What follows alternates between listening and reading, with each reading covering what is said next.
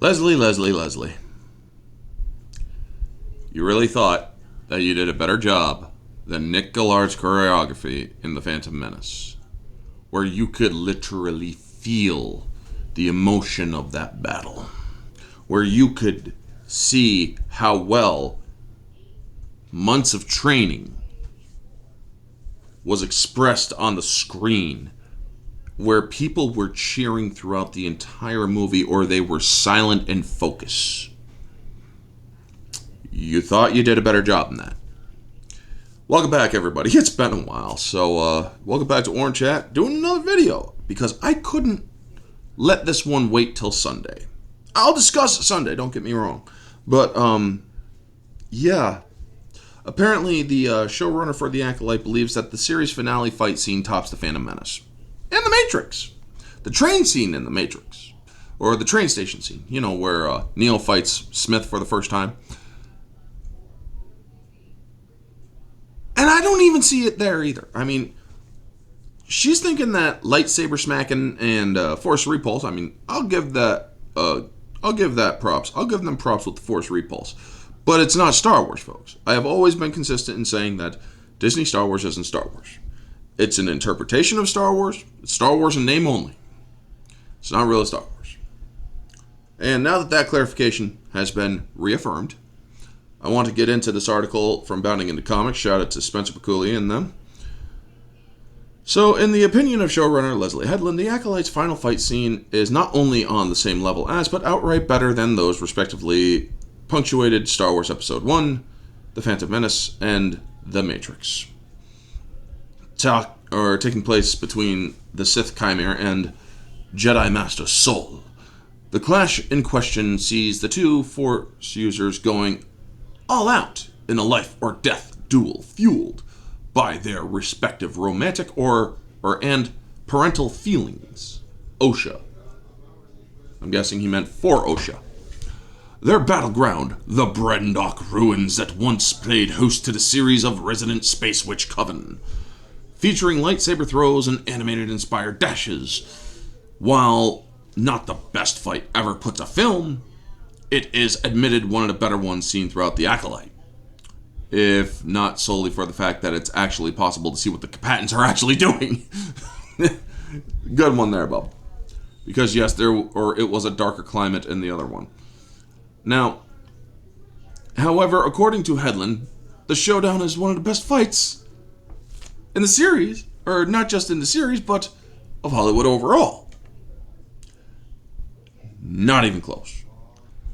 Speaking to her creative process of bringing the scene to life, she told Collider, Chris Cowan and I, we were shooting for immortality. We were like, we are fucking going for it.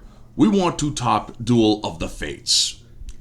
And this right here, folks, tells you that the ambition of this woman is insanity. You're saying that you are going to do better than months of choreography between the actors of Duel of the Fates when you had, I don't know, maybe a month of choreography. I don't know. Disney doesn't like to show us the choreography and stuff. But I am going to guess it wasn't nearly as long as Ewan McGregor, Ray Park, and even Liam Neeson was going for. We want to top the train station in The Matrix. We will settle for nothing less. You had to settle for something less. Definitely. Because, I'm sorry, folks, from an objective standpoint, there is no way that this show topped Duel of the Fates in lightsaber choreography. Nick Gillard looked at some of the lightsaber choreography of the show, thanks to Star Wars Theory talking about this, and he's like, yeah, that's shit. That's shit! I mean, I will leave it up to the viewer as to whether or not we achieved that, but in my heart of hearts, I was like, we achieved that, as far as I'm concerned. Hey, that's okay. You can live in your delusional bubble, Leslye. And yes, I am saying that not as an insult, but as an objective fact. You are in a delusional bubble if you truly believe that you outdid the choreography for The Phantom Menace. I would show you all the choreography done for the Phantom Menace, all of the training and stuff, folks. Unfortunately, the video would be taken down by Disney. Disney and YouTube hate my channel. It's a wonder why I'm still doing these videos. But yeah, I would show you, I would do comparatives if I could. If they actually allowed me, I would actually do comparatives on the objective standpoint of simply comparing. They won't let me do that. But yeah, it's like, interestingly, it seems Headland's decision to make Chimera and Soul magnum opus came rather late in the Acolyte's timeline. Yeah, because she didn't, initially according to her, initially we weren't going to see him in episode 6. Or we weren't going to see him in episode 6. In episode 6, she was going to leave him, go and do her thing in the finale, and then return to him at the end of the last episode. I saw Manny's screen test in the cloak and I was learning. So yeah, they changed the shit. Alright, yeah. And I'm thinking to myself, you made a good decision there, because if you are going for a finale and you are shooting for the heavens, gravity's going to smack you down, first off. Secondly, there's no chance that you would ever top a movie. This got relegated to a series, a show. You ain't topping movies. I have never seen a show be better than a movie. Not ever. Not ever. It's smaller budget. Well, not only that, this show had a $180 million budget. $180 million budget for 8 episodes. I believe Phantom Menace, $114 million.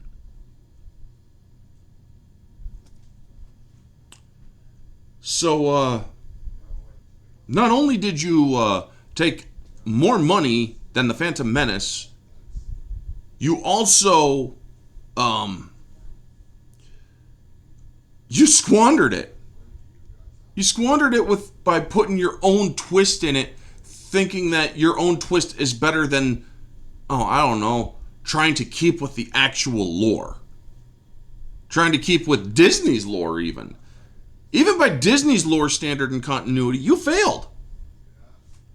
So yeah, they're saying, and also, Daphne Keane said, oh yeah, we're definitely going to we want to top the Darth Maul fight. The most iconic fight, I think, in Star Wars Cinematic Universe. There's no way you did that. I'm sorry, Daphne, as much as I liked you as X-23 in the Logan movie, and as good as I thought you did with your own lightsaber choreography and your fight choreography in this show, I will give shout-outs and props to Daphne Keane for her participation. However, only in the fighting and the other stuff. The acting that she had to do with the writing that was given to her, she did a good job. However, there's objective flaws to a lot of this, where they're putting in things like, where did you think that was going to go? That was good writing in the episode with Chimera and Osha, where he's like, yeah, Jackie, you and her crushing on each other in Jedi Temple, where do you think that was going to go? It was all going to be one-sided. Jedi don't form attachments like that. But yeah, it is just so insane, folks, that they thought that this was going to be better than Star Wars. As I said, if I could show you side by side the comparisons between Phantom Menace and Acolyte finale fight,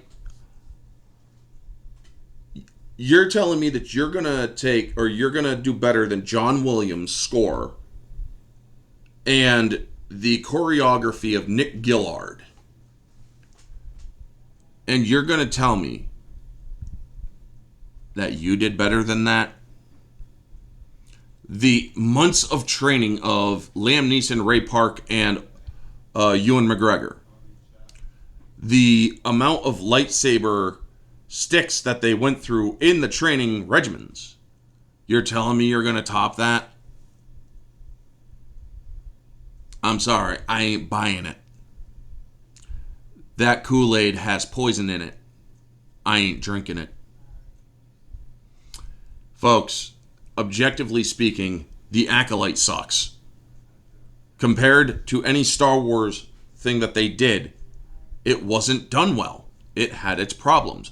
I am not blaming the crew or the actors for their performances. I am not blaming them at all. I am blaming the writers, the director, the showrunner. You made a claim, you didn't execute, you pushed your own agenda. And it got in the way of your show. And then you started just taking, cherry picking shit in which you're saying, oh, it's Disney continuity. We're doing our own thing. But yet you are still cherry picking from the EU, from the expanded universe. And you are saying, oh, well, we're going to introduce this, we're going to introduce this. And even as you introduced it, people were like, you leave that shit alone. Because you have no right to touch it. You all claimed it was nothing more than decanonized. And I'll get more into that in the Sunday stream, folks. But as far as I am concerned, this did not do better, objectively speaking, than Phantom Menace. Duel of the Fates between Maul, Obi-Wan, and Qui-Gon. That fight was emotional. It was well choreographed. It was insanely well done. And the music only helped. This episode of The Acolyte, which I have seen twice, nope, it wasn't at all as good as as Phantom Menace. You ain't getting better than Phantom Menace. I mean, Battle of the Heroes does definitely outdo Phantom Menace. Because they did like 6 months of choreography training for that one. Especially with the fast-pacedness of that fight. But yeah, folks. Leslye Headland, you need this reality check. You can believe whatever you want. You can have your opinion. I'm not going to say you can't. But objectively speaking, you are delusional if you think you did better than the Phantom Menace. Anyway, folks, that is going to be the video. You all know the drill. Like, comment, subscribe, share, all that jazz. Let me know your thoughts down in the comment section below. Do you think it was better than the Phantom Menace? And you know what? Different opinions are welcome here. Not going to dispute that. But if you are disrespectful, I will get rid of your comment. I don't allow that shit here. Anyway, folks, you all have a wonderful day. And always remember, stay humble.